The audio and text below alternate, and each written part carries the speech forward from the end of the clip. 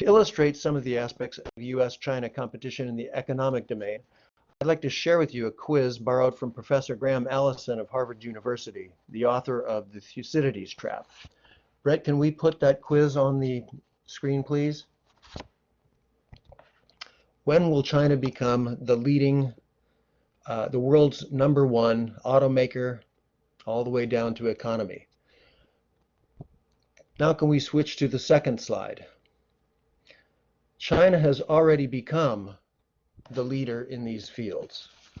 And the purpose of my showing you this slide is not to be fatalistic, but to be realistic about the magnitude of the challenge in the economic domain. Thank you, Brett. This session features two eminent experts on China and geoeconomics, Drs. William Overholt and Carolyn Bartholomew, whose bios have been sent to you previously. Just in a nutshell, Dr. Overholt is a senior research fellow at the John F. Kennedy School of Government at Harvard, with extensive experience in East Asia, including over 20 years of residence in the region. And he's the author and co-author of 9 books, including The Rise of China and Asia, America, and the Transformation of Geopolitics. Dr. Bartholomew is the former chairman and current vice chairman of the Congressional U.S.-China Security Review Commission and has held senior level positions in the Congress, including counselor, legislative director, and chief of staff to now Speaker of the House, Congresswoman Nancy Pelosi, prior to which she was a professional staff member of the House Select Committee on Intelligence. The session is representative of our alignment with the National Security Strategy and the National Defense Strategy, and responsive to Secretary Esper's guidance to expand our JPME efforts related to great power competition.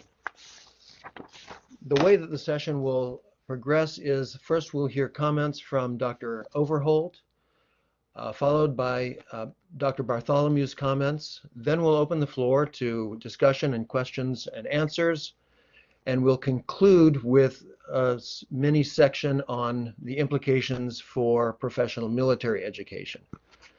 The seminar is being recorded, and the INSS administrative team will make it available to any faculty who are unable to attend today. All microphones and videos, save for those of the speakers, have been disconnected. And for the question and answer section, please submit your questions to Kira McFadden through Blackboard's chat function, which is located in the pull-out menu to the right of your screen. And when submitting your questions, please include your name and affiliation for identification purposes. And for those of you on an NDU device, we recommend that you disconnect from VPN to minimize technical interference. Okay, let's begin with Dr. Overholt. Over to you, sir.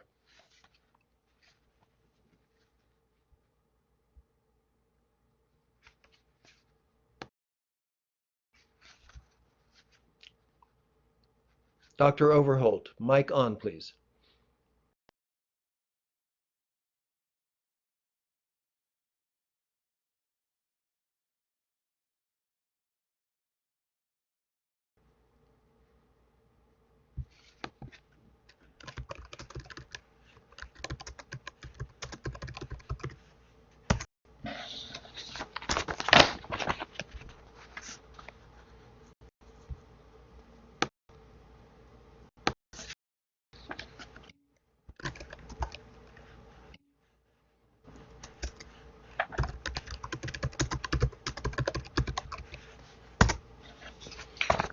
Please bear with us while we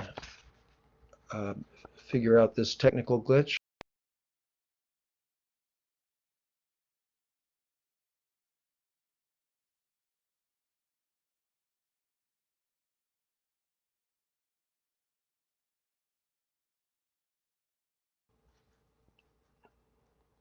While we're working this out with Dr. Overholt, let's go over to Dr. Bartholomew.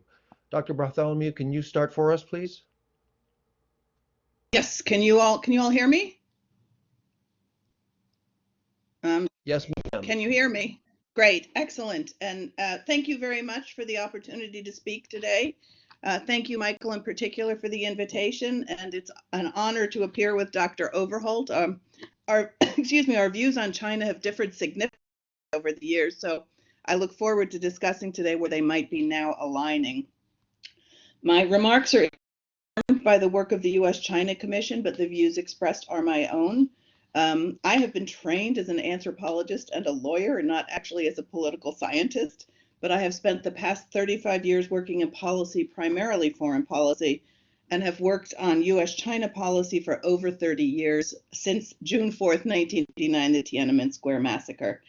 For those of you who aren't aware of the Commission, the U.S.-China Economic and Security Review Commission was established specifically to focus on the interconnectedness of the economy and national security. Congress created us in October 2000 as it was voting to grant China permanent normal trade relations, paving the way for China's accession to the WTO, the World Trade Organization. Our role, reflecting concern in the Congress about how the economic and security relationships were going to unfold, is to analyze and advise Congress on the national security implications of the U.S.-China economic relationship. There are 12 commissioners, 6 each of us appointed by the House and Senate Democratic and Republican leadership. And I always say that we are one of the only functioning bipartisan institutions in Washington, D.C. We do an annual report. The 2019 one is here, and our website is uscc.gov. At the broadest level, economic strength is critical for military strength. Just yesterday, in fact, an essay in the People's Liberation Army, the PLA Daily, stated that, and I quote, it's a loose translation, financial strength is the strong backing of national defense strength. In the early years of the commission, the commissioners broadly split into those with a traditional national security bent and those with a traditional economic security orientation. It has been interesting over the years to see the viewpoints melding. Colleagues from the defense community who used to grimace when economic issues arose now recognize the interconnectedness. And those of us from the other perspective are now more steeped in the national security implications of China's vast economic growth. The first place the overlap was identified was in the defense industrial base. China's growing manufacturing sector has been a major contributor to the hollowing out of U.S. manufacturing. In 2006, the commission held a hearing in Dearborn, Michigan. One of our witnesses was from U.S. Army Materiel Command in what was then. He expressed concern back then about the ability of the U.S. to manufacture needed materiel in the event of war. Since 2006, the situation has only gotten worse. Excuse me. Economists differ on how to measure job loss from trade deficits, as they differ on just about everything else they measure. But according to the Economic Policy Institute, since 2001, the year that China acceded to the WTO, the U.S. trade deficit with China eliminated or displaced 3.7 million U.S. jobs. Over 75% of those have been in manufacturing.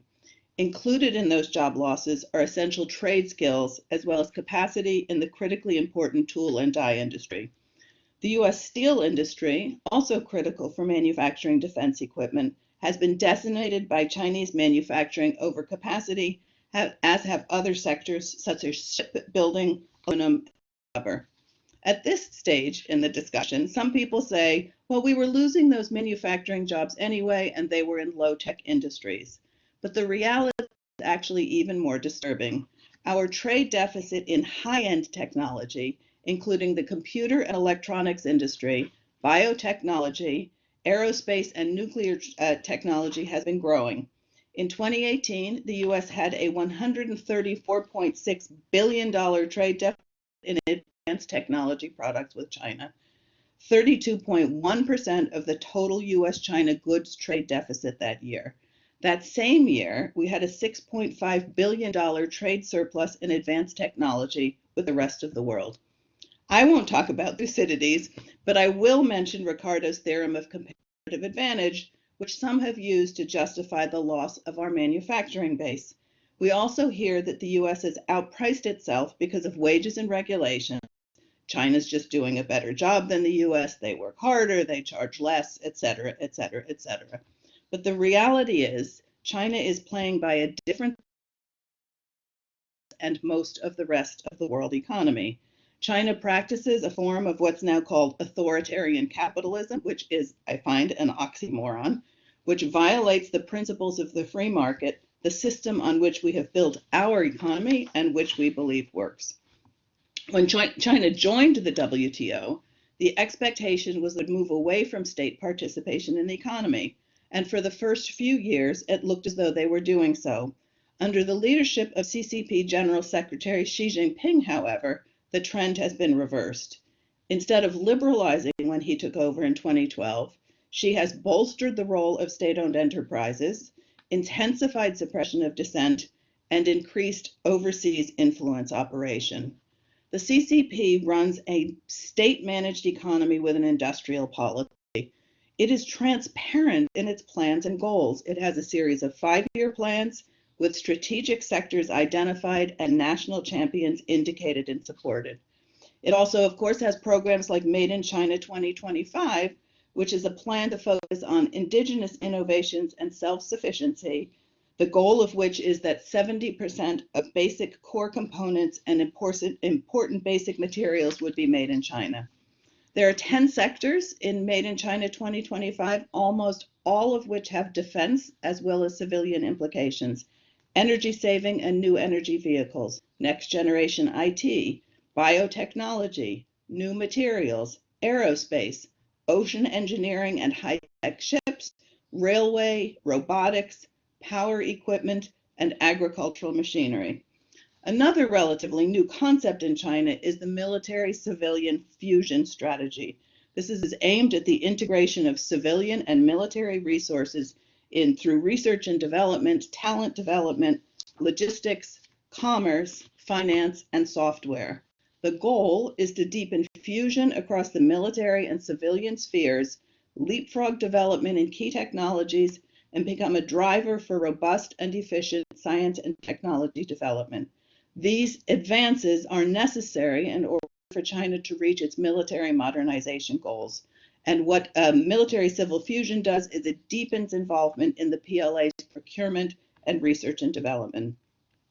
China is channeling its economic strength into rising political influence and military power around the world at a time when other countries perceive that the US is in retreat. This sentiment is particularly strong in Asia, but has expanded to some countries in Europe, Africa, and Latin America. Xi Jinping's signature foreign policy initiative, the Belt and Road Initiative, was inaugurated in 2013. It is so important that Chinese leaders call it the project of the century and have written it into China's constitution. The Belt and Road Initiative marks the end of Deng Xiaoping's era of hide your capabilities and bide your time, and facilitates China's move onto the global stage with economic, diplomatic, geopolitical, and national security implications. Designed to expand Chinese influence through financing and building infrastructure focused on Asia, especially Southeast and Central Asia, the Middle East, Africa, and Europe. It's now moving to some Latin American countries and the Caribbean and even the Arctic. Official Chinese communiques about the Belt and Road Initiative focus on its economic objectives, but Chinese leaders want to use BRI to revise the global political and economic order to align with Chinese interests. The strategic benefits for China in BRI include securing energy supplies, broadening the reach of the PLA, and increasing China's influence over global politics and governance. I wanted to mention specifically in infrastructure, China's port investments, which are so-called civilian port investments. But a few of them, if we just look at them, include Djibouti, Gwadar in Pakistan, Hambantota in Sri Lanka, Genoa in Italy, and they all Chinese presence and influence at those ports, and in some cases control of those ports, has strategic implications for us. But I want to really focus here on China's digital Silk Road, which is a part of the BRI.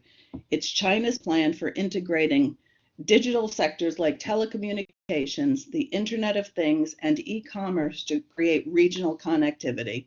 According to China's Vice Minister of Industry and Information Technology, the Digital Silk Road will help, quote, construct a community of common destiny in cyberspace, unquote, a phrase mirroring language China uses to describe its preferred vision for a global order aligned to Beijing's liking.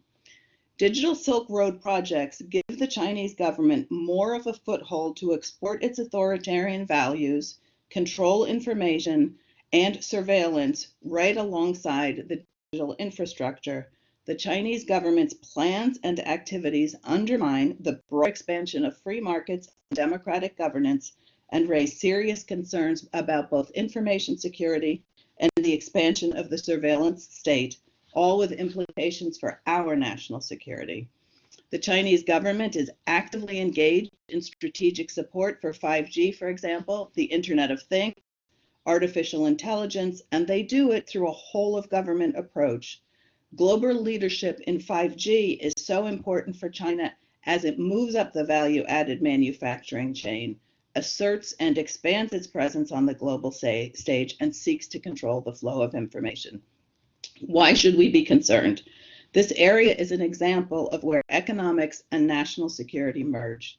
The Chinese government has a long history of exploiting cyber and other vulnerabilities to steal US technology, target critical infrastructure, and collect intelligence. Technology and communication companies are part of the CCP's political agenda.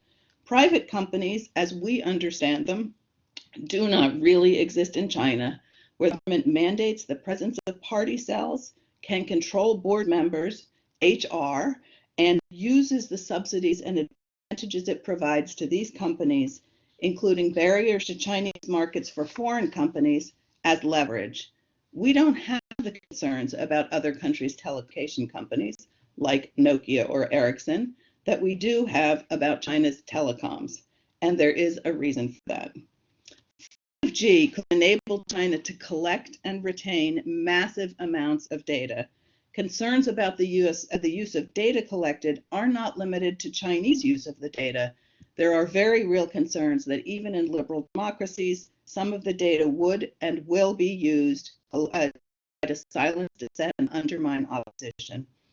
Smart city technologies are becoming a critical part of China's export basket and more broadly in its commercial diplomacy.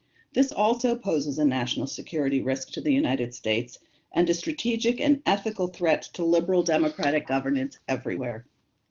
Huawei, for example, is successfully exporting smart city and public services cloud platforms, such as the Rhine Cloud it is implementing in Duisburg, Germany.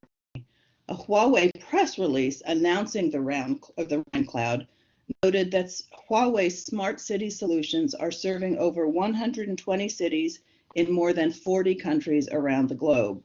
The implications of China exporting the Internet of Things, IoT sensors, and critical infrastructure are significant, both economically and strategically. From a security standpoint, Chinese firms may be able to exploit vulnerabilities in Internet of Things technology incorporated in other countries' smart cities, as it could indeed here with the United States. The CCP documentation has been quite clear on its ultimate vision, a hyper-connected society where individual behavior is guided by extreme surveillance and a series of sticks and carrots. Two major trends in Chinese advanced technology are censorship and the linking of AI capabilities. For instance, in facial recognition and other forms of pattern recognition with high-performing surveillance hardware. Much of this technology is already being deployed by China's extensive public security apparatus. What are the concerns about the surveillance state?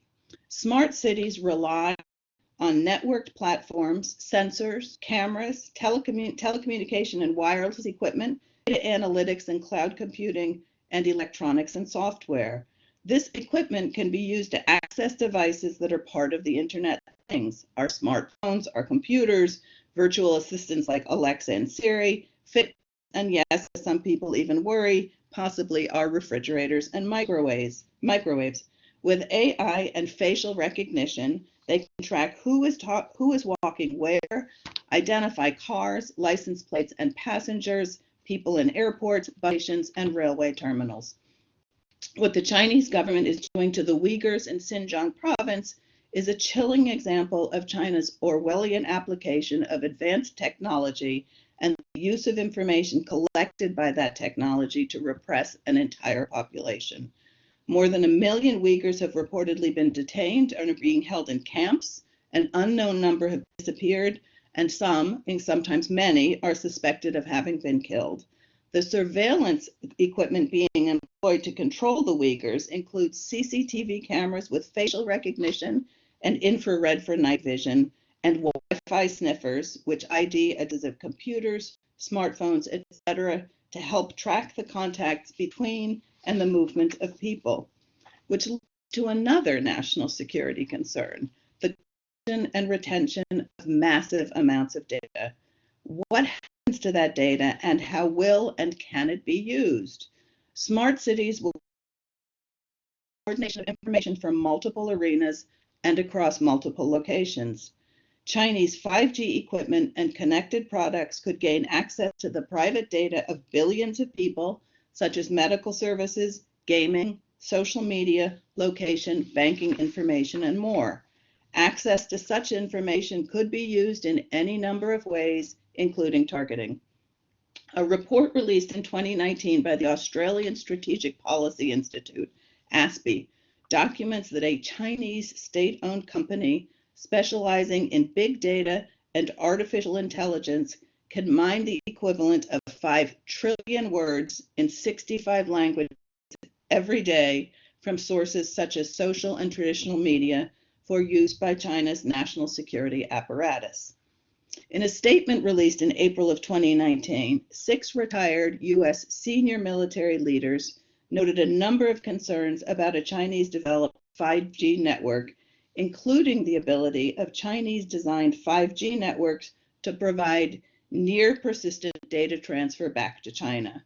They note that China's 2017 National Intelligence Law legally requires that any organization or citizen shall support and assist and cooperate with the Chinese security services.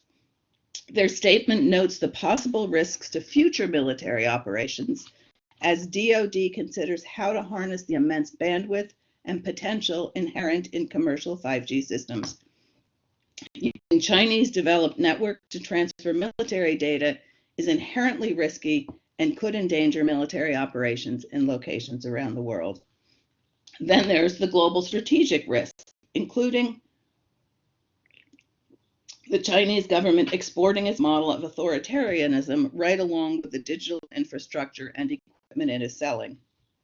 The Belt and Road Initiative provides a conduit for China to export smart city technology and an authoritarian governance model. One additional national security risk I'd like to mention specifically in relation to smart city development here in the United States is possible use of the networks to sow confusion, seed misinformation, or disrupt normal activities in the event of a conflict, or merely to cause inconvenience and frustration. Having access to information about transportation flows could allow someone to create traffic jams around military installations or on major throughways. Information about railways could allow disruption of the movement of troops and equipment in the event of a deployment. Information about the movement of hazardous waste through our cities could be used to our detriment. We know already that mapping of our utility grids has taken place. Matching that up with knowledge of peak usage times could cause massive disruption and chaos. So too with water. There are national security risks inherent in the Internet of Things supply chain vulnerability. The Commission's 2018 annual report to Congress and our contracted research paper on the Internet of Things noted that the rapid proliferation of IoT devices is outstripping industry standards. A 2017 survey of 593 mobile and IoT application developers and users found that vendors test only 20% of IoT applications for vulnerabilities. Of the ones that are tested, an average of 38% contain significant vulnerabilities. Few firms provide lifecycle management for IoT devices and consumers are often unaware of the need to install upgrades containing security patches when new vulnerabilities are identified. Universal connectivity of unsecured IoT devices could enable remote exploitation to gather and track location, to deny service, eavesdrop or access information without authorization, to become part of a botnet for a cyber attack, or to modify firmware, hardware, or software without permission. And security vulnerabilities in the 5G supply chain, as the Huawei Cybersecurity Evaluation Center's 2019 annual report noted, that serious security vulnerabilities exist in Huawei's products. Since China joined the WTO in 2001, the US trade deficit with China grew from $83 billion in 2001 to $375 billion in 2017. Again, it went from $83 billion in 2001 to $375 billion in 2017. This imbalanced trade relationship has provided the Chinese government with essential funding to build its military. China's leaders have made clear their desire to build up military power to be able to support their global ambitions. In a 2019 white paper, China reiterated its call to build a world-class military. China intends for this force to match the US armed forces in strength, prestige, and technological sophistication. We must take these activities seriously. While Chinese leaders, including Xi Jinping himself, remain deeply concerned about the PLA's ability to fight and win against a modern opponent, at least in the near term, Beijing is clearly aware of the PLA's shortcomings and is investing substantial resources to overcome them. The same PLA Daily essay I quoted earlier also says, and again I quote, "The contemporary game of great powers has not only been limited to direct military conflicts, but also manifested in the smokeless war in the financial markets." The Chinese government clearly sees a link between economics and national security. It has weaponized its economic power to bully other countries, sometimes successfully, sometimes not, into adopting its point of view. There are a number of notable examples. When imprisoned Chinese dissident Liu Xiaobo was given the Nobel Prize in 2010, the Chinese government cut off the importation of Norwegian salmon. When South Korea deployed the THAAD missile battery, the Chinese government imposed an unofficial boycott on South Korean products. Most recently, as it attempts to manage fallout relating to COVID-19, it has threatened to halt importation of Australian products such as beef and wine, and to halt Chinese students and tourists from going to Australia. Today, it is being reported that China could cut its U.S. debt holdings in response to White House threats of seeking compensation for COVID-19. We ignore the connections between economics and national security at our own peril. We are not alone, however, in needing to incorporate geoeconomics into our national defense strategy. In September, which these days feels so long ago, I participated in a Track 1.5 dialogue in Australia as its national security establishment grapples with the interconnectedness of economics and security in its relationship with China. We must work with our allies, partners, friends, and other countries concerned about all of the implications of China's rise. Thank you. Thank you very much, Carolyn. Michael Do you want to go McLeod. to Dr. Overholt? Hello. I'm delighted to join you. I share virtually all of the concerns that Dr. Bartholomew raised, but I want to put them in a broader perspective. China and the United States are in a different game from the traditional game of rising power and established power. From ancient Greece through World War II, the game was played by one country using its military to grab part of the territory of a neighbor. Since World War II, the game has been quite different. Two things have changed. After World War II, we learned how to grow economies much more effectively. And military power has become so destructive that if you play the game the old way, both sides will usually lose.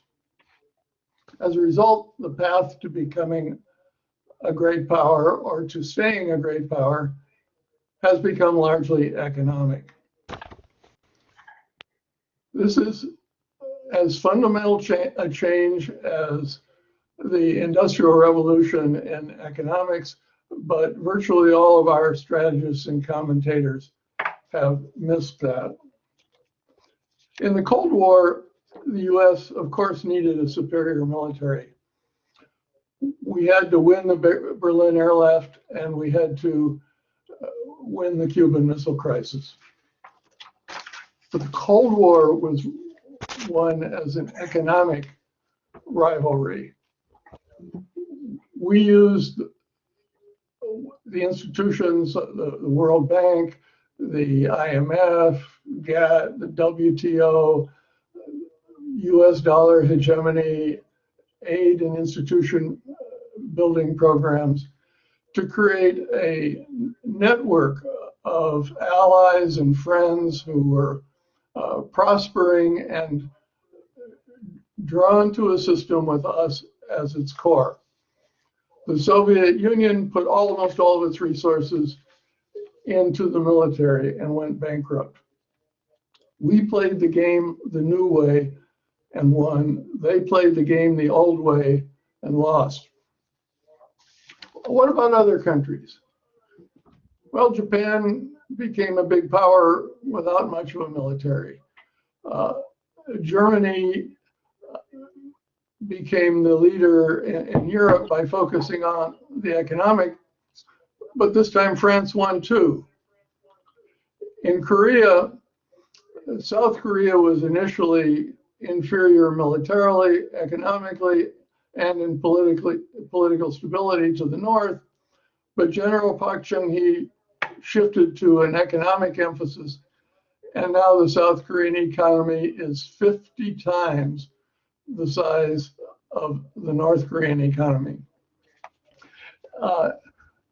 Indonesia, after independence, claimed most of Southeast Asia, but its hapless economy nurtured more violent Islamic jihadis than the entire rest of the world combined.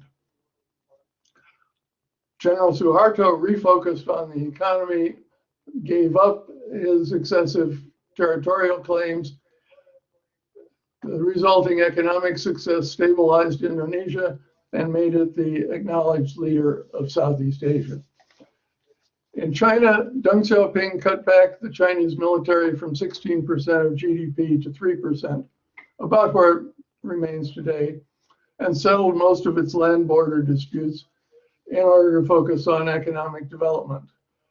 The resulting economic takeoff made China a major power long before the current military buildup started. The military buildup is quite impressive, but China's future role in the world hinges mainly on its domestic economic success and its international economic policies. So the path to becoming a big power or remaining one has become primarily economic, protected by a strong military or by an ally with a strong military. However, China's 8,000 miles away. The direct territorial issues are pretty trivial. We have a very complicated relationship with China. And this was where I'm going to try to change some of the balance in discussions. We have issues on which we must confront China very vigorously. Massive intellectual property theft, denial of access to the Chinese market, and predatory relationships in the South China Sea. Here, confrontation is absolutely necessary. At the same time, we have huge mutual economic and security interests. For instance, China is much more open to US trade and investment than our allies, South Korea and Japan. You go to South Korea and Japan, you'll almost never see an American car. Drive on any Chinese major street and you'll see Buicks everywhere. That enabled us to save General Motors, and with its subsidiaries, that meant millions of jobs. A lot of our rhetoric today tends to forget that. The center of gravity of the world consumer market has shifted from the Western baby boomer to the young Asian. Those who call for decoupling from China focus mainly on the supply side. But decoupling can only lead to a radical decline in the US world role. Effective Sino-American collaboration has led to the greatest decline of poverty in world history. For the first time in 315,000 years of human existence, the world has more basic goods, more clothes, more shoes, more toys, more food than we actually need, still very badly distributed. The resultant reduction of human suffering and strife has enormous national security benefits to us and everybody else. Sino-American collaboration gives the world its only hope of addressing the most important issues facing our children and grandchildren, namely climate change and environmental degradation. If China were still mired in poverty like India, the world would have no hope. So we live in a world of geo-economics. In the Cold War, we won with a geo-economic strategy. The Bretton Woods system, whose core was the World Bank funding infrastructure, the IMF and GATT, WTO, setting common standards. Economic success stabilized and unified our alliance system. Having won the Cold War, we allowed the Bretton Woods institutions and our other institutions behind the success to atrophy. A stingy Congress refused to increase the capitalization of the World Bank and the IMF, and they refused to reform the governance of those institutions to reflect the modern world, because we didn't want to have China gaining influence.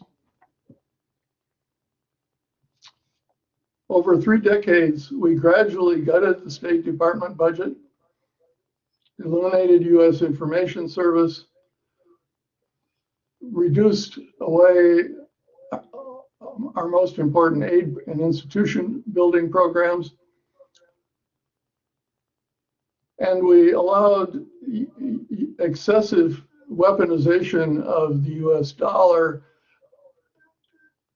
to lead even our closest allies now to seek alternatives. The US also failed to adapt to the central social trend of the modern era. In a previous century, agricultural jobs disappeared. Since 1947, manufacturing jobs have been undergoing a steady decline. In the graph of manufacturing jobs since 1947, you can't even see the effect of China's rise. Our Congress people would like to attribute all that to WTO in 2001. That's not the case. In China, modernization led to loss of 45 million state enterprise jobs, almost all manufacturing jobs, in a decade. China moved its workers into the service sector, and as a result, didn't have a great social problem. We lost only 3 million jobs in a decade, but we failed to adapt.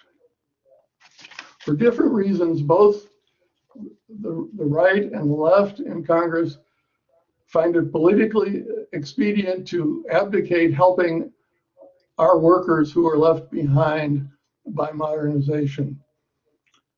Instead, they find it convenient to blame it on China. This has weakened our economy, polarized our society, endangered our democracy, and engendered unnecessarily great hostility with China.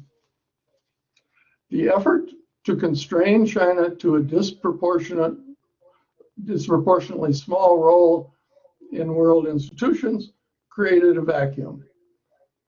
Into that vacuum, China has moved. For instance, there was a $12 trillion deficit in available needed funding for future infrastructure. More recently, we've created a vacuum of leadership on environmental degradation and climate change. China is moving with great alacrity into that vacuum. The Belt and Road Initiative is now the big game. It emulates our Bretton Woods system.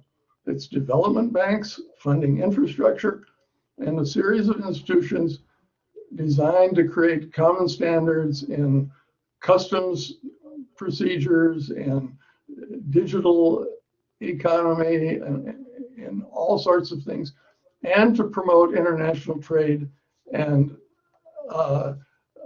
investment liberalization.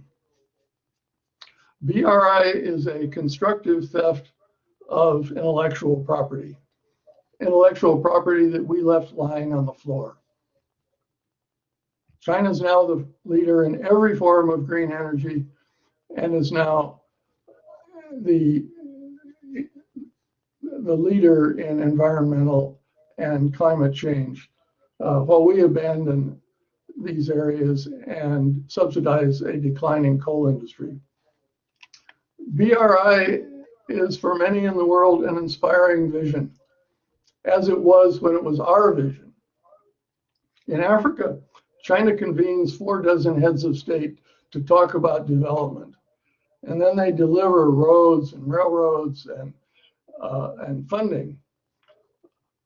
We provide special forces units in each country to fight terrorists and an offshore naval and air presence. If that's the structure of the competition, China wins every time. Our big win in Africa was George W. Bush's HIV initiative. The US has 3 potential responses to BRI. First, we can compete. This is our game. We're good at it, but we largely left the field. Japan does compete and is very successful. Second, we can compete and co-opt. The problems we have with China are exactly the problems we used to have with Japan. Tied contracts, bribes, unfair subsidies. Negotiating with Japan, they found it was in their interest to negotiate some common standards. We won, they won, everybody won. China's Asia Infrastructure Investment Bank is an attempt to do the same kind of thing. That's the direction they want to go, but it will only happen if they move forward more than they have been and if we decide to engage. Our third option is to sit on the sidelines and whine. So far, that's the option our leaders have chosen. Not only can we win in this game, but we win even when BRI succeeds. Again, go back to Indonesia. The Bretton Woods system helped stabilize Indonesia. They had more jihadis than the rest of the world combined. Success led those jihadis just to evaporate. If we had handled that problem with the military, we'd still be fighting and losing. Now look at Bangladesh. When Bangladesh was created, everybody knew this was going to be a giant failed state. Kissinger was very eloquent about that. Bangladesh was destined to become a giant jungle Somalia, spewing Islamic terrorists all over the world. What happened? Textile and garment factories started moving from China, making Bangladesh the largest producer in that area. Country stabilized. Now, the largest owners of those factories that moved from China were Americans. The stabilization of Bangladesh was an enormous joint Sino-American national security success. You never hear about that. Now, look at Ethiopia.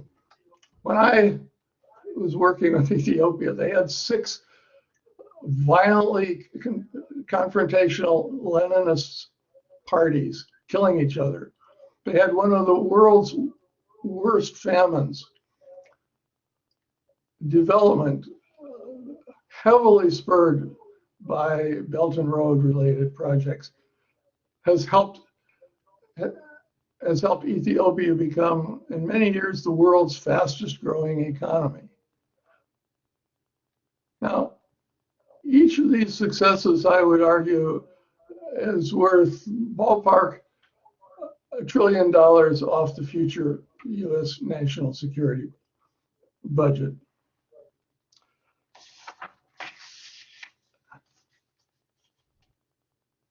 Where BRA is going is unclear. How it works, what its stated goals are, change quite frequently. The key point here is China is playing the right game. It's playing the new post-World War II game. We are not. Again, we're the masters of the game, but we stopped playing. Why are we not playing the right game? Well, a small part of the problem is our scholars have failed to articulate the new game. They keep looking back to Thucydides and World War II. The big part of the problem is that in peacetime, the US Congress funds people based on lobbying efforts and contributions. The military industry has the biggest lobby in world history.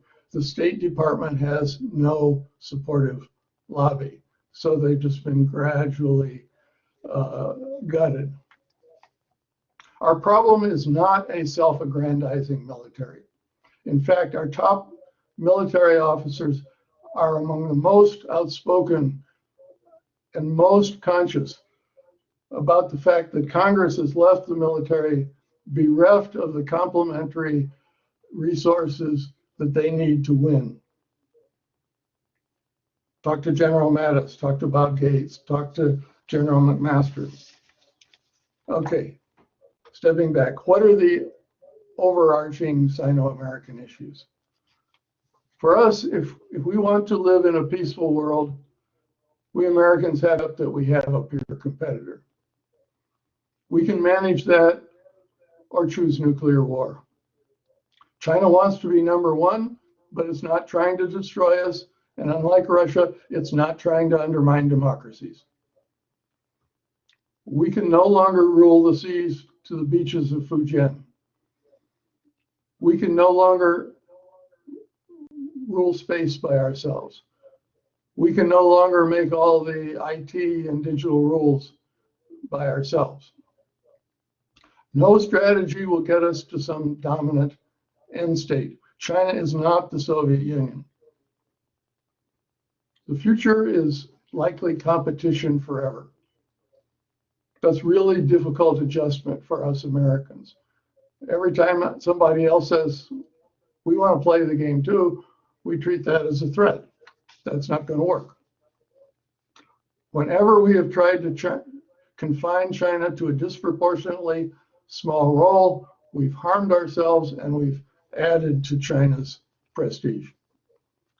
China's challenge is perhaps even bigger. It has to grow up. If it wants to be a big power leader, it can no longer aggrandize the South China Sea as if it were Malaysia. If it's a great power, then it can now no longer hark back to its century of weakness and say, we're just a victim. If it has the world's 10 largest banks, as it does, it cannot use infant industry arguments to protect its banks. If it wants Huawei to have the opportunity to dominate the world's 5G system, then it's going to have to let foreign countries have an opportunity for a similar role in China. So while we can coexist with China, we still have to compete successfully. In the Cold War, we integrated all the elements of national power: diplomatic, information, military, economic, and war college terminology. Now we have the world's finest military, but we've allowed all the complementary institutions to atrophy. We have a military budget as large as the next 8 powers combined. We don't lose, but we don't win. Despite all these resources, we're always feeling exhausted. If we recognize that since World War II, we're in a new game, we have to play the new game, we can restore a national security that makes us successful. Thank you. Thank you, Dr. Overholt. I have a couple of questions that I'd like to go back to Dr. Bartholomew with, and then a couple of questions for you, Dr. Overholt, before we open it up to the wider group. Dr. Bartholomew, can you describe the kinds of pressures in the U.S. Congress currently regarding U.S. policy and 5G? That's an interesting question, Michael. There is I would say a growing concern about China's presence in the world of 5G. I think, though, we have to embed any discussion right now about Congress vis-a-vis China in the bigger dynamic of the presidential election coming up in November, and either either getting along with what, either supporting what Trump is doing or opposing what Trump is doing. So there's certainly interest in the Congress about, of course, banning Huawei from 5G and other Chinese from 5G networks in the United States. There is some interest in making sure that there's some sort of alternative. I mean, if we are saying, governors, mayors, they have to go with low-cost bidder, and because China so heavily subsidizes its telecommunications companies, it's very difficult. They underbid so consistently. So we really need, and I think there are people in Congress who are talking about needing to work with American telecom companies to figure out what it is they need to do to be able to move forward. Them losing ground to China on Huawei and other telecom issues and in 5G doesn't just endanger their profits today. They use their profits to underwrite a lot of their research and development. So it has long-term consequences on it. And I think that's really what members of Congress are looking at and thinking about. Some, of course, are just saying we just can't have Huawei or Chinese 5G in our networks. But again, there needs to be some sort of alternative that's being offered. Thank you, Dr. Bartholomew. Just to follow up on that, what would you say about the notion of Ericsson or Nokia being adequate substitutes for Huawei? And how do you see that playing out in the alliance relationships between the United States and our NATO allies particularly? Well, that's to me, in some ways, that's two separate things. Again, I mentioned that I don't think that we have concerns about Ericsson and Nokia that we do about Chinese companies. Companies that are in countries that are democracies that have been willing to work and continue to work within this existing global international order. I find discussion about allies these days a particularly difficult one to have. When we have hearings in a commission, people come in with recommendations, and just like I said, we need to be working with our allies, we need to be working with our partners. I absolutely believe that. I think that NATO needs to be thinking more about China's presence in the NATO region. But of course, it's a difficult dynamic we're dealing with now, without getting too political. It's a difficult dynamic when relationships are being with our allies, relationships within NATO countries are being torn apart on any number of fronts. Thank you very much. Dr. Overholt, do you have any comment that you'd like to add on that question? Yes, I agree with what Dr. Bartholomew said. If we wanted to constrain Huawei, the right thing to do was to, first of all, understand the source of the problem. The main source is not subsidies. Western companies have access to the European market and the US market, and they're kept out of the Chinese market. Huawei has access to all three markets, of which China is the largest and fastest growing. So its R&D budgets are more than Nokia and Ericsson combined can afford. And therefore, if that situation continues, they are going to rule the world. Nokia and Ericsson are going to be driven out of that business. If we went to the Europeans, as Dr. Bartholomew alluded to, and said, look, we have a joint problem about Huawei. Your companies are going to be destroyed. You have the opportunity to take over much of the world. We're being selfless here.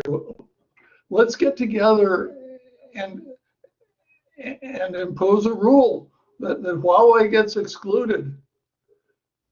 It doesn't, if China doesn't allow equal access to our companies, then we'll be in it together. But as long as the Trump administration is alienating all our allies and not trying to mobilize their support, we have no chance. And by the way, this is the same in other areas. Union Pay now has twice the market share of MasterCard globally. That has nothing to do with who's a good company. It has to do with the fact that the Chinese company has access to all three markets, and Visa and MasterCard don't have the access that's been promised multiple times to the Chinese market. This is the life and death issue for our biggest companies. It's market access, and decoupling is not a solution. Let me, Michael, sorry, Michael, could I just add one thing though, which is, it's interesting to see where we agree and where we don't necessarily agree, Dr. Overholt, but I don't want to dismiss the idea of the subsidization and the impact that that's having, because it really is a whole of government approach that China takes to this. So you can certainly see the impact of the barriers, which, we have been talking about as long as I've been doing this, the need to bring down China's market access barriers. But if you look at e-commerce, it's such a clear example, which is that China kept US e-commerce companies out of the market while Alibaba grew. And so they didn't have to deal with any competition. But at the same time, China gave them, they give Huawei, they give other companies tax benefits, they give them access to lower capital, they give them a whole basket of issues, including the market barriers that allow them to undercut by cost what's going on. They don't have the kinds of environmental regulations we have. They don't have the labor force regulations that we have. And so I would say it's not just market barriers, but it's a basket of issues that we need to be dealing with, frankly, vis-a-vis China. Thank you very much. I agree with everything you say.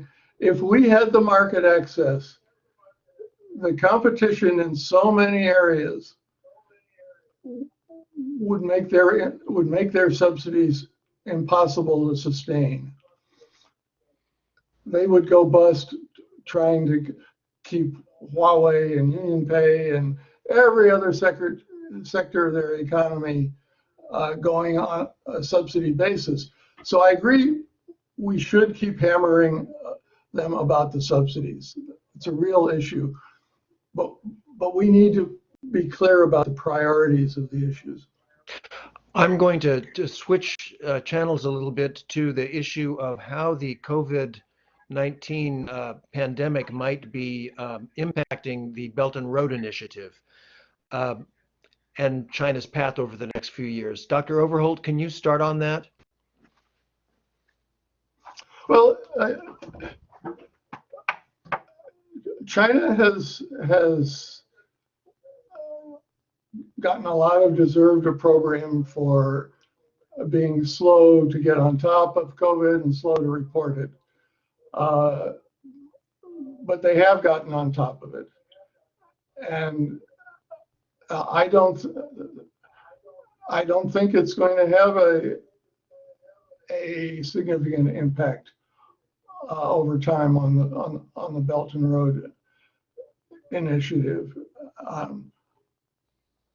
Our much slower response, our much more extensive denial, and our patchwork of ineffective policies has made us the biggest victim and the biggest spreader of COVID in the world, and that's going to deeply affect our economy, and it's going to deeply affect the image other countries have of us. And so it pains me deeply as an American to have to say this, but we have to stand back and take an objective view of the situation. COVID's going to hurt us a heck of a lot more than it hurts China because of our own ineffectual policies. Dr. Bartholomew, do you agree with that? Yeah, no, I agree with part of it. Obviously, I mean, our own policies are disastrous and that's having an impact. I think it's probably too early to talk about, to see clearly what the impact of COVID-19 is going to be. Just put in a pitch, we're actually having a China Commission here on Friday, which will be live stream on China in Africa. And so this will be one of the issues that come up. But I think we're already seeing part of it and part of a potential change. One thing, of course, is countries in Africa are asking for debt relief, whether they end up getting it or not, or I don't know. Countries in Africa have been very concerned and upset. This is about the discrimination that's been happening against Africans in China. Connects with the COVID-19. And I also think the economics are going to play a big issue. There are some scholars in the United States, I'd particularly say Derek Scissors, if people are interested, who believe already that China can't fund all of the BRI projects that it's been talking about doing, that it just does not have the capacity, the economic capacity to do it. And if you look at the newest numbers on the economic impact of COVID-19 on China, I mean, I think they're going to have to think about things a little bit differently in terms, it doesn't mean they won't say they're doing things, but I think the real test is whether they're going to be doing things. So there's an economic crunch there. There's fallen consumer demand around the world for product that's going to have an impact on China. And I just think that there may be more of an impact than we are necessarily thinking. Thank you very much, Dr. Bartholomew. Dr. Overholt, one more question to you, and then I'll open it up to the questions that have been accumulating on the chat board. This question actually comes from Professor Steve Brent from the Eisenhower School. He notes that Professor Mingxin Pai has argued that slow growth from COVID will endanger President Xi's role, or at least create growing divisions in the Communist Party of China. Do you agree with that?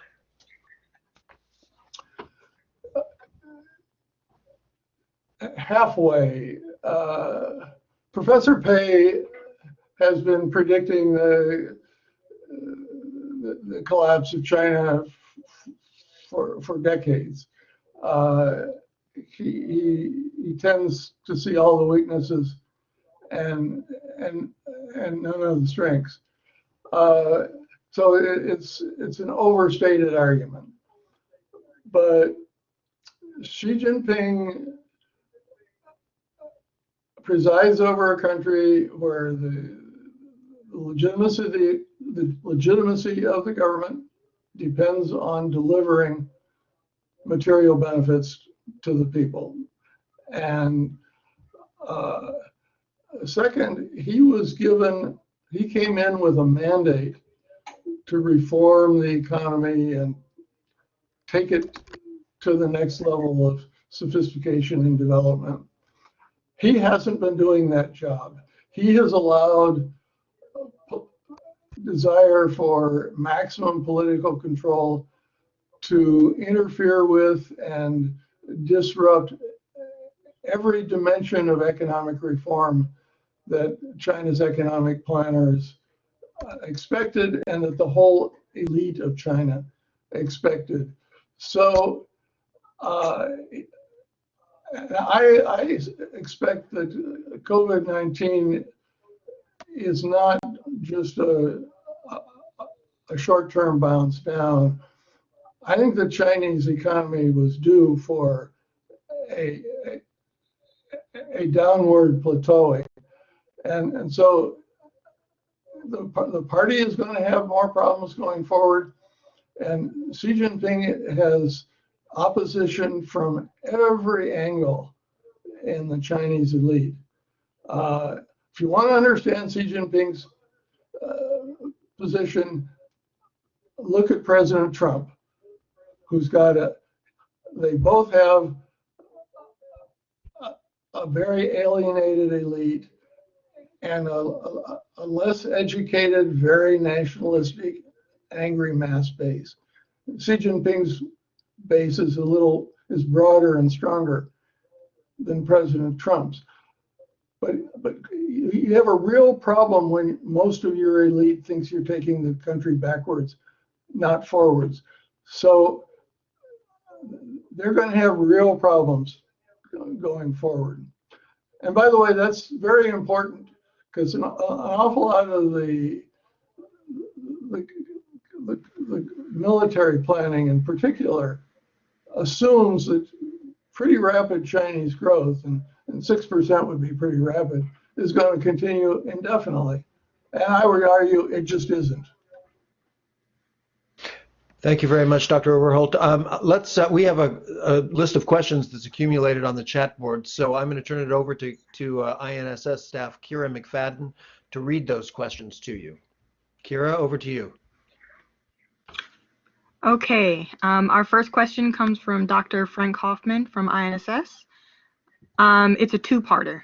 So first part, does the U.S. have to embrace more than industrial policy and tax incentives? And should we actively invest in key technologies via our own national champions, vice multinational companies that seek profits but not national advantages? And the second part of his question is that, isn't the fear about China's fusion approach the equivalent of what we achieved with DARPA and the internet/GPS? Absolutely. You put your finger right on it. Government has key roles in a modern society. It must plan infrastructure. Abraham Lincoln built the railroad system. Eisenhower, over the objections of a Republican Congress, built the interstate highway system. Infrastructure doesn't build itself. It has to be planned. And that has to be based on a sophisticated understanding of what the economy needs.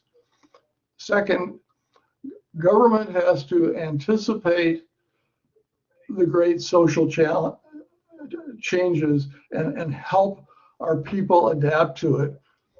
When we were going from 98% of the people in agriculture to 2% of the people in agriculture, we built the railroads, we built the roads, we rezoned cities, we created all kinds of new industrial regulations. Somehow there's an ideology that says we don't need to do that. It's disastrous. The third thing is that, as the questioner suggested, a huge percentage of our fundamental breakthroughs for the economy have come from government research. The internet,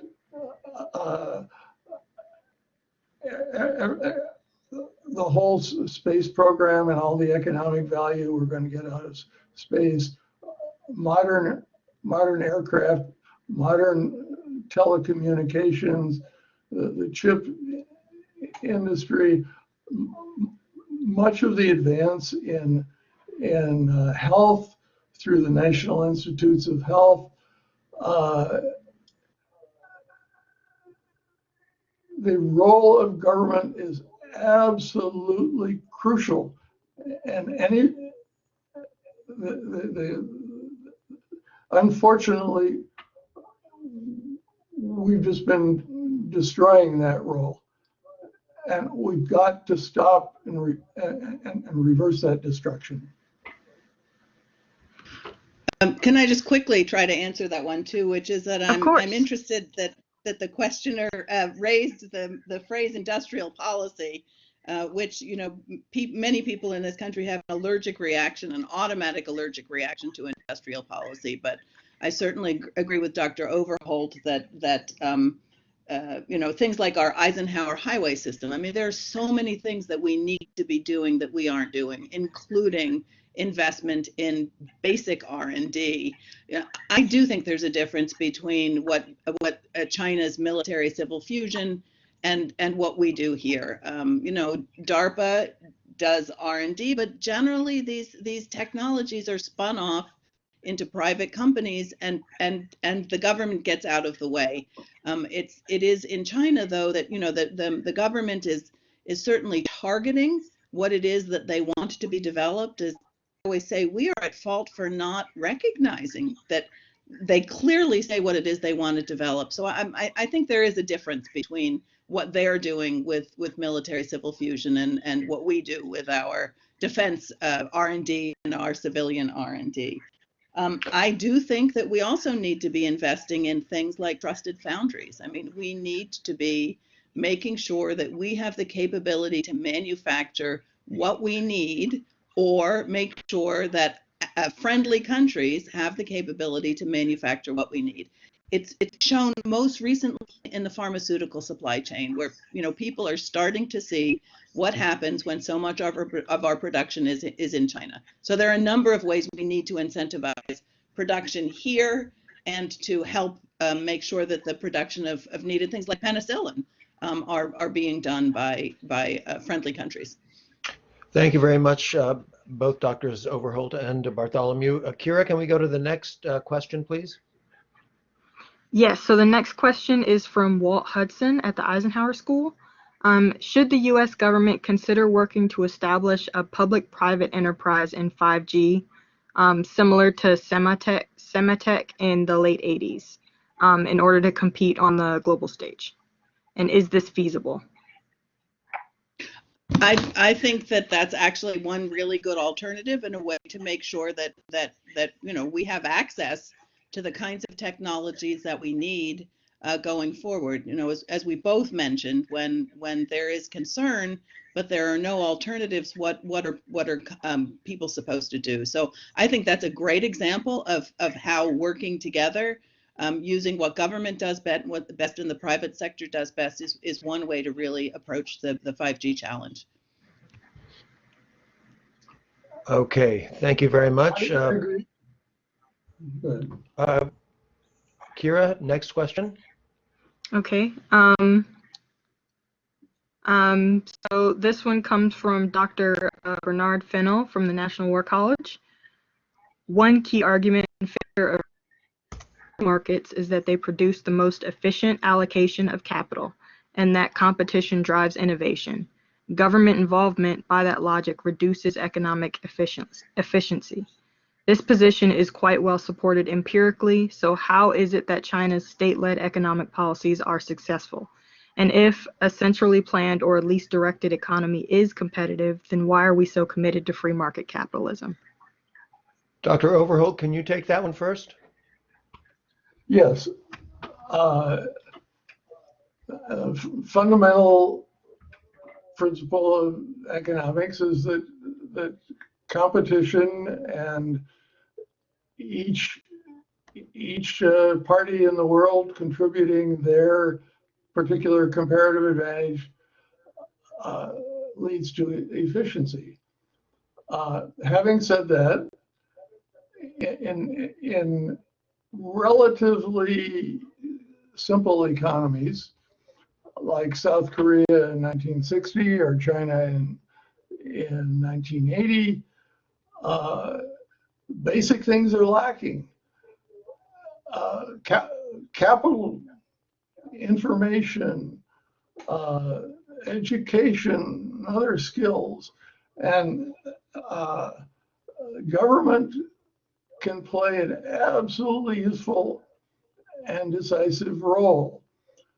As the economies become more complicated, trying to plan things in detail becomes impossible.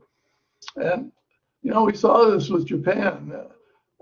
In the 1970s, we were terrified that the Japanese were taking over the world. And it was exactly the same issues as China today. And Japan had this super sophisticated industrial policy. And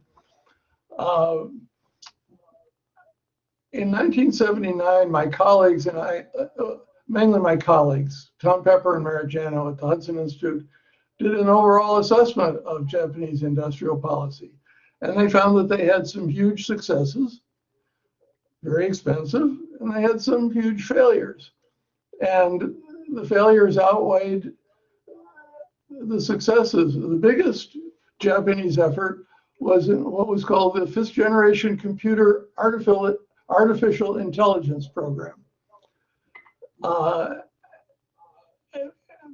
lot of resonance with China and artificial intelligence today. Well, it was a complete bust. And I think we're going to say the same thing with China. They're overdoing it. They will have some big successes, and where those successes threaten to overwhelm us, we have to just block them unless there's fair market access. But they're going to have a lot of failures too. They're ruining their private sector.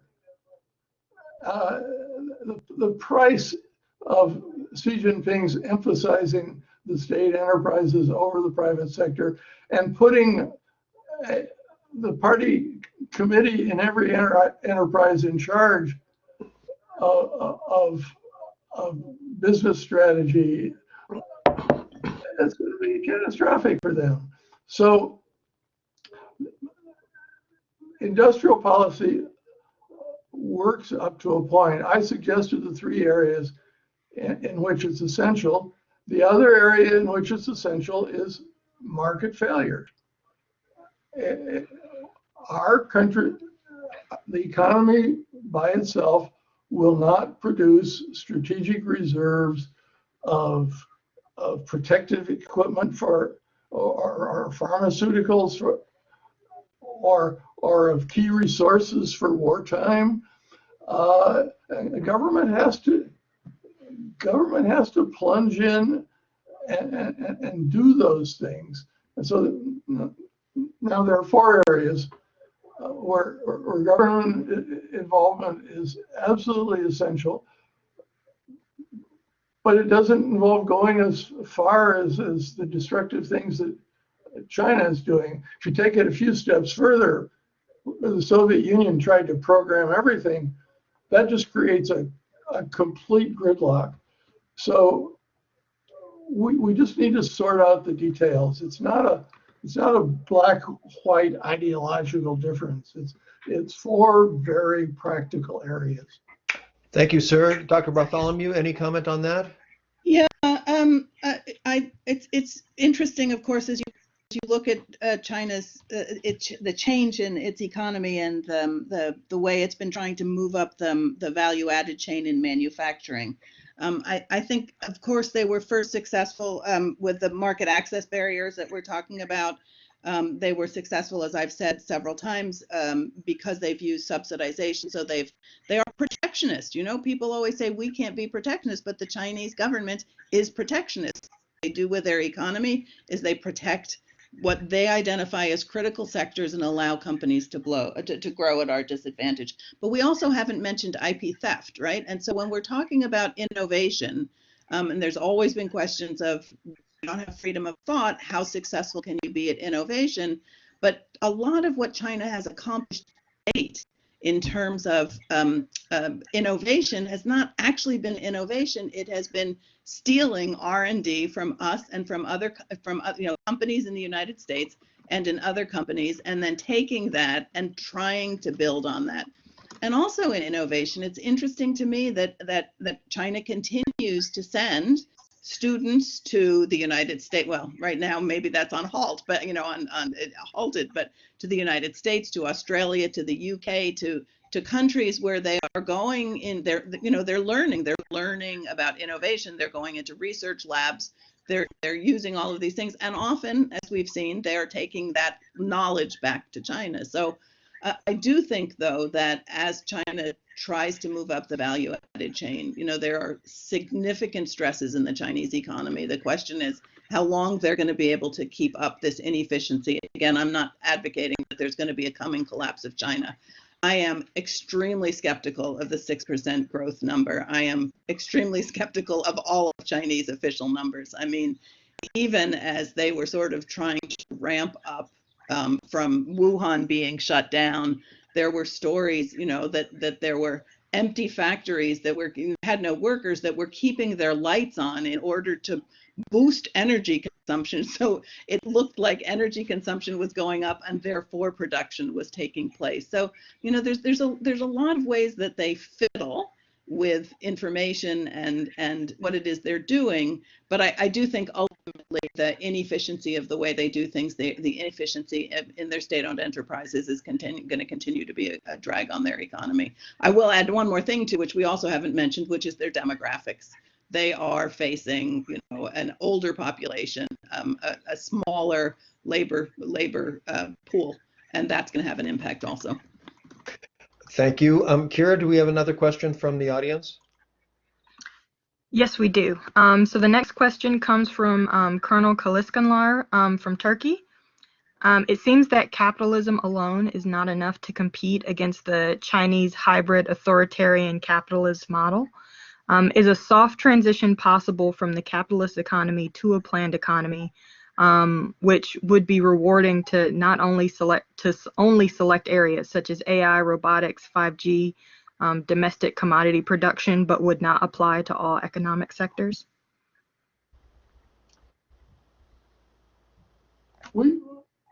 Throughout our history, we've had such a transition. The role of government over the last century has changed. The way the Federal Reserve operates, the way the National Institutes of Health operate, the way our economy is regulated, the role of Social Security and unemployment insurance in stabilizing the economy. If you get into the detailed regulation and compare it with a century ago, this is what people right up through the 40s were denouncing as socialism. Some people on the right would denounce it as socialism today. but this is a mixed economy. It's not a laissez-faire capitalist economy. It's not a socialist economy. The extremes, and there's a wonderful book by humorist P.J. goes to Albania, which is kind of the kind of economy that the kind of economic management that our extreme right talks about. It's catastrophic. And on the other hand, the over-management of the Soviet Union is catastrophic. So the whole conversation about moving from a capitalist economy to a planned economy is just the wrong characterization. It's what components of a mixed economy work. That's what the conversation is about. Unfortunately, in our country and more in the U.S. Congress than anywhere else, the conversation has become very polarized and ideological. Anything the government does is bad for one side, and people on the other side are frustrated. So some of them are starting to talk about socialism. We need to have a nuanced conversation along the lines of the four roles of government that I talked about. Thank you very much. Dr. Bartholomew, any further comment there? Have we lost Dr. Bartholomew? It seems maybe we have. Kira, can you see if there are any further questions from our audience?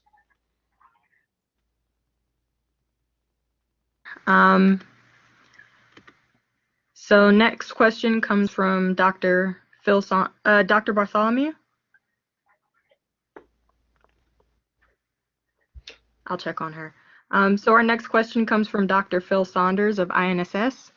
What do you make of Nick Lardy's argument that the CCP is increasingly directing capital towards low productivity state-owned enterprises at the expense of higher productivity private business, and that this will further drive down China's growth rate? I largely agree with it.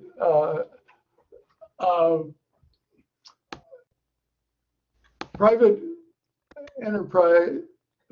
investment growth rates used to be 8%, 18%, sometimes above. Now they're below 6%.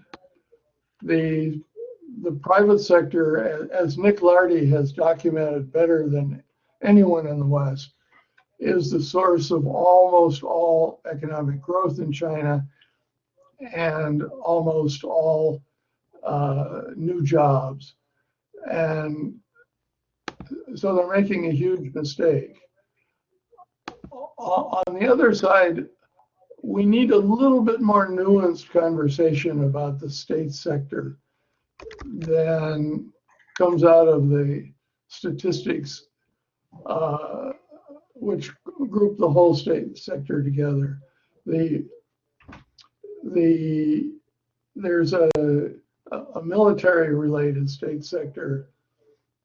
There's a welfare-related state sector, hospitals, for instance, that you don't expect to be highly profitable. And if you segregate out the commercial enterprises like the telecom sector, they look a lot better than they do when you take Nick's statistics that lump the three components of the state sector together. But having said that, by focusing everything on building the state sector, Xi Jinping's making a major mistake. He thinks that you get credit to the private sector by telling the big four Chinese banks to lend more. The fact is, they cannot lend successfully They don't have the information that the local family companies will just rip them off. And so that doesn't work. And the third mistake is now the party committee in every state and private enterprise has final say on major business strategy decisions. They have a very different agenda from the enterprise management.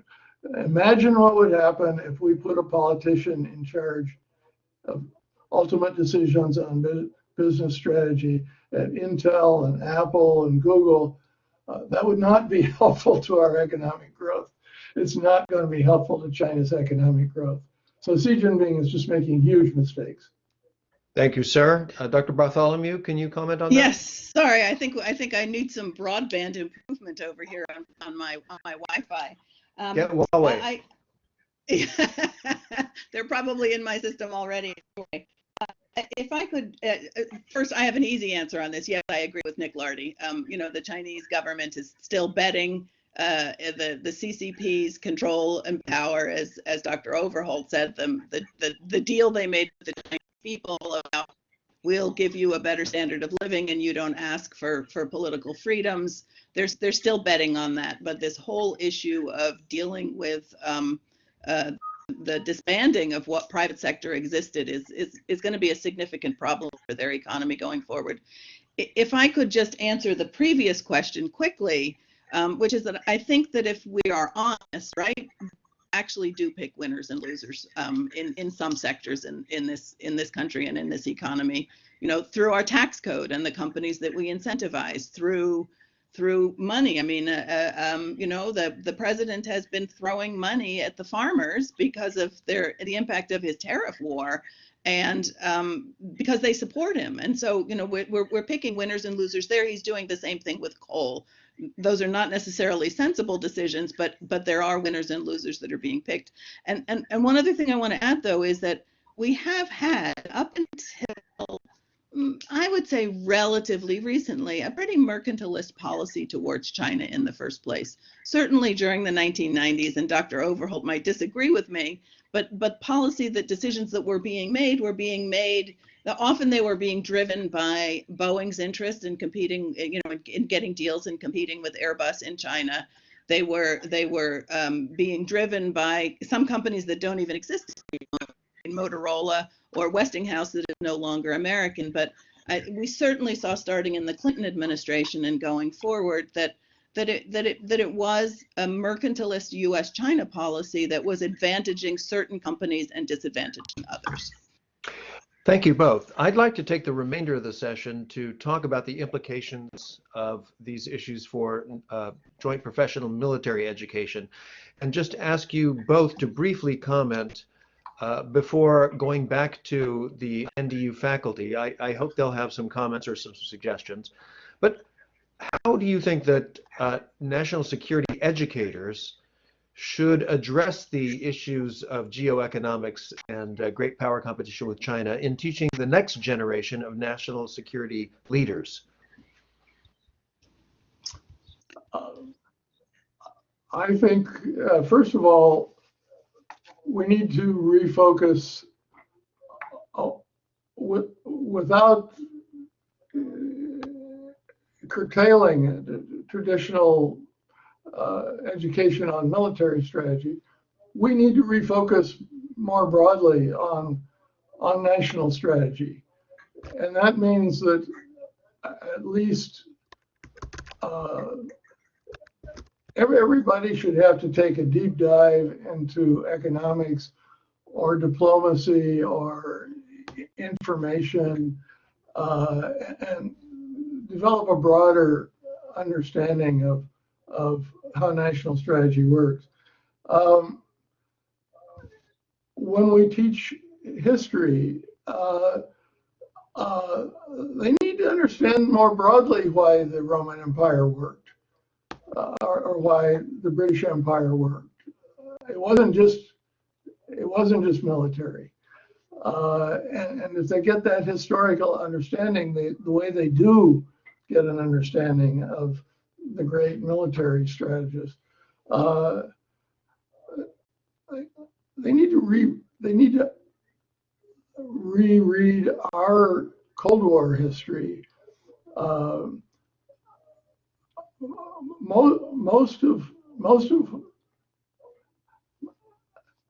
Much of what we read and teach is nonsense without a broader context.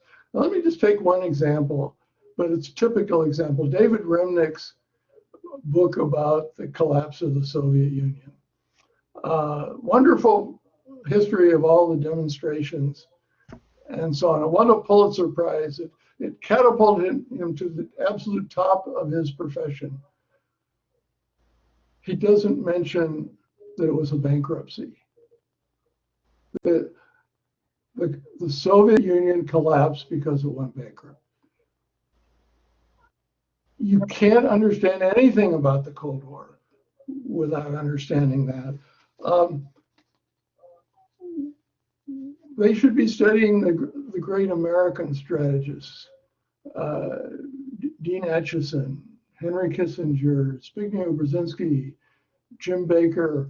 Why were they so effective? Why was it that they did so much more good for the country than most of their successors? Why don't we have people like that anymore? I would have a particular focus on the contributions of the great military officers who were also great strategists. George Marshall, Dwight Eisenhower. What made them great? That wasn't. If they had stuck to their purely military roles, we as a country wouldn't be where we are today. I would ask them to take one of our recent national strategy documents and rewrite it as an exercise with a broader perspective. And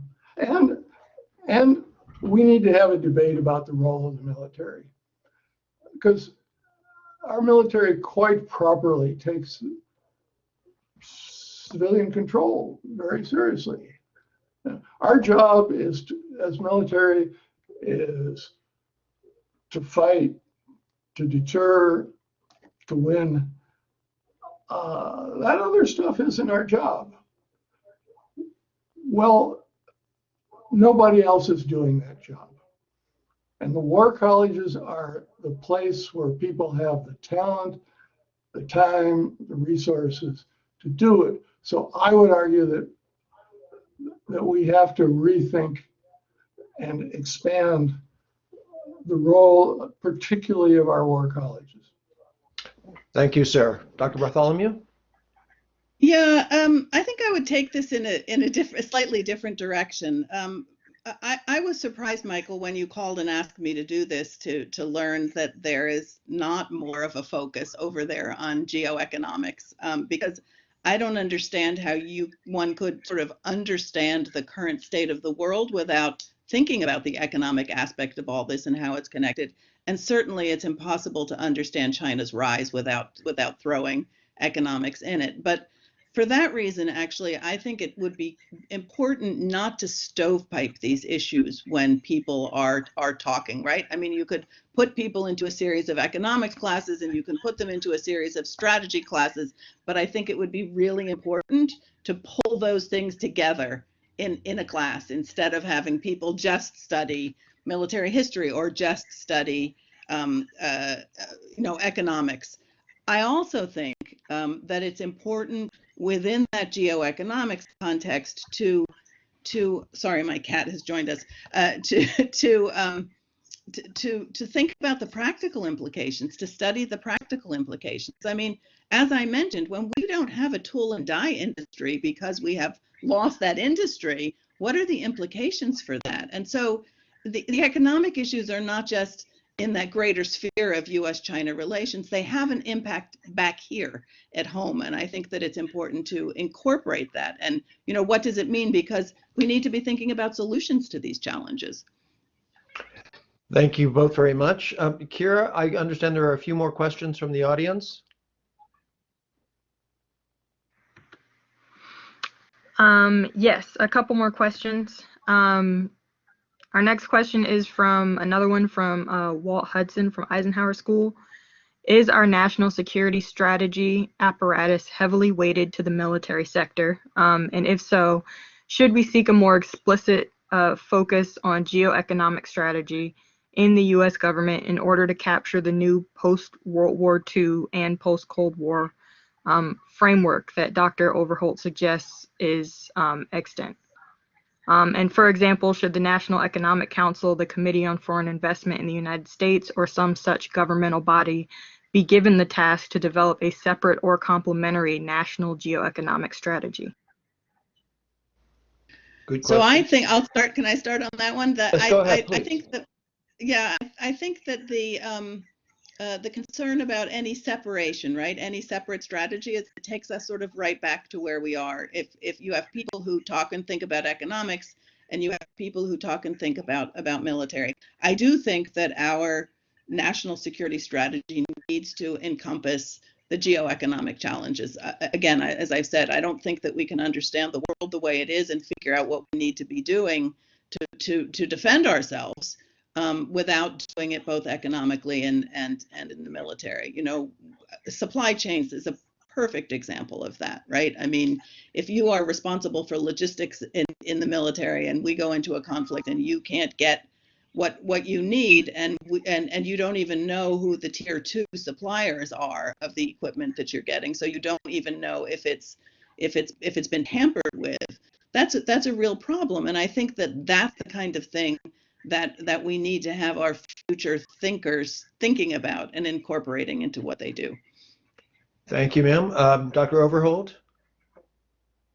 I agree with that, and the answer is yes to the question. The issue is, how do you organize that when we've got such we've got a stovepiped economy, we've got stovepiped academia, and we've got stovepiped government. The National Security Council was designed to bring together the considerations from Treasury and Commerce and State, as well as the Pentagon. But what happens is a strategy document is basically put together in the Pentagon. And even if you look at the War College things, I've got one sitting on my shelf here, starts off talking, big study starts off talking about the need for a national strategy, and a paragraph or two about all the non-military stuff, and then everything else is the military stuff. You have to use the National Security Council's structure to bring the leading people together, and you have to make them put together a strategy document that isn't written over in the Pentagon and sent directly to the Congress. Again, the problem is not the military aggrandizing. The problem is that they're given all the resources, and the Congress passes a law saying that every so often they must produce a strategy, and every so often they must produce a report about China. It's a structural problem, and the geniuses of government administrative structure need to go to work on that. Thank you very much. I think there's also just an issue of the fact that the basic issues have become so complicated.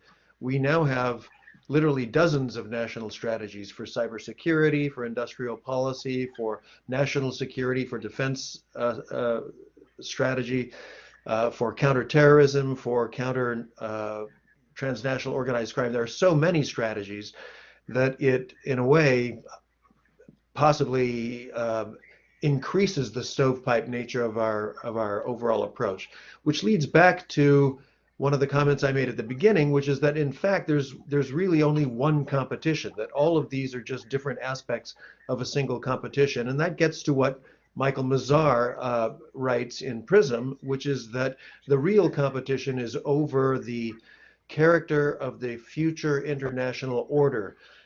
Could both of you just comment in closing on how you view or how you would articulate the Chinese vision of the future international order and how it's different from our vision of the future international order? Can we start with you, Dr. Overholt? The Chinese vision is one, they call it a community of common interest. And they see it as primarily economic, organized around Belt and Road, but that economic community would very much support their military interests too. For instance, giving them a role in more than 100 ports around the world. It's a world with them very much at the center, making the rules, changing the rules as it's convenient to them. The world where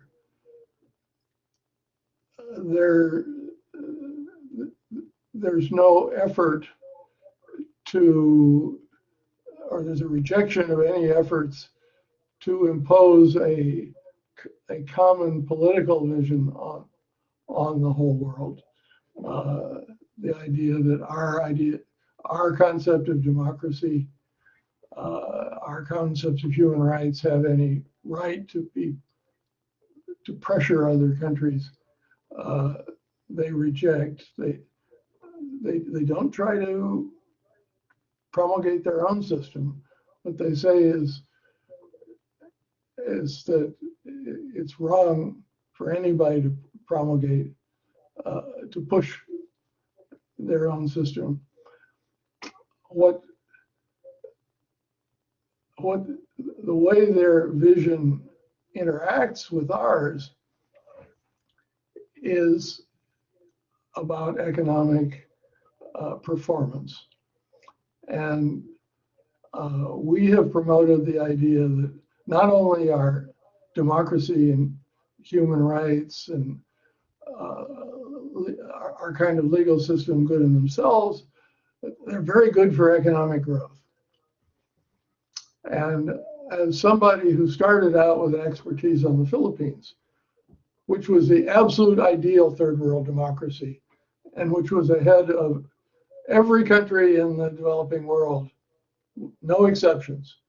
The question was whether the Philippines or Japan was going to be the leader of Asia.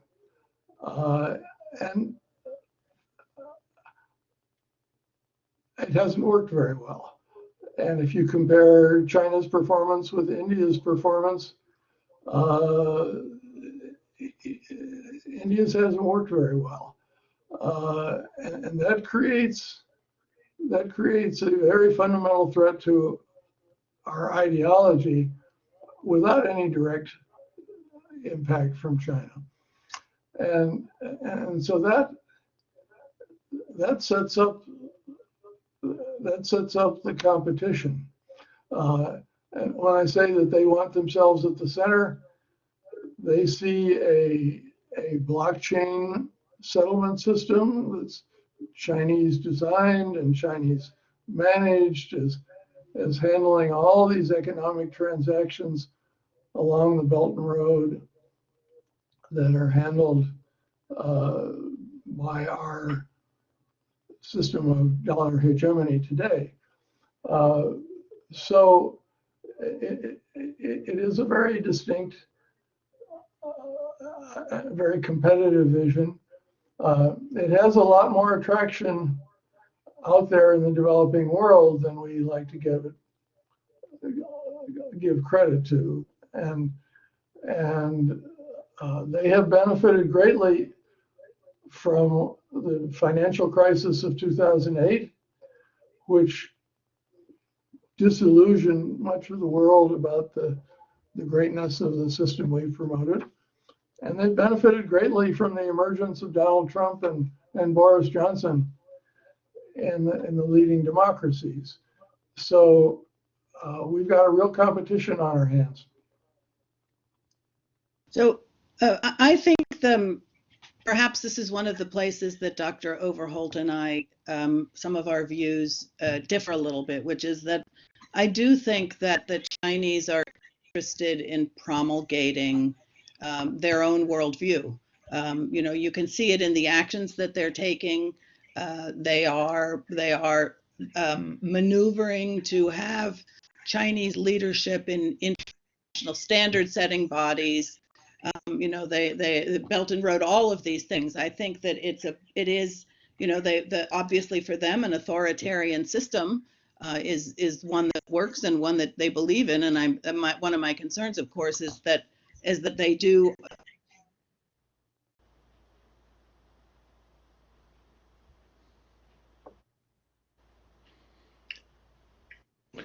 Well, we may not get a chance to hear Dr. Bartholomew's concerns. I'm not sure if she's still on the, if she's still there. Yeah. I got cut. Can you hear me now? Yep, I can. Okay. Yeah. So I mean, I think that it's a.